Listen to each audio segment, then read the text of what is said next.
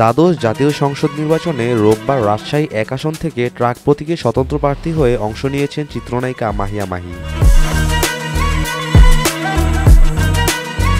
সকালে ভোটকেন্দ্রে যান এই নায়িকা, ভোটের যাবতীয় কার্যক্রম পর্যবেক্ষণ করেন। এ সময় সাংবাদিকদের সঙ্গে ভোট গ্রহণ নিয়ে খোলামেলা কথা বলেন মাহি।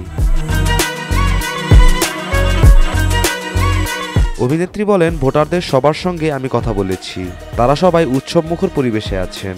এখন পর্যন্ত ভোটের পরিবেশ ভালো দেখেছি, ভোটাররা বাইরে অপেক্ষা করছেন, নারী ভোটারদের উপস্থিতি বেশি। জয়ের ব্যাপারে তিনি বলেন, নির্বাচনের ফলাফল যেটাই হোক না কেন আমি তা মেনে নেব। আল্লাহ না করুক আমি যদি ফেলও করি তাহলেও আগামীকাল সে এলাকা জুড়ে শোডাউন করব। কারণ আমি আমার এলাকার মানুষকে জানান দিতে চাই যে নির্বাচনে পাশ করলেও আপনাদের সঙ্গে থাকতাম আমি, আর হেরে গেলেও আপনাদের পাশেই আছি।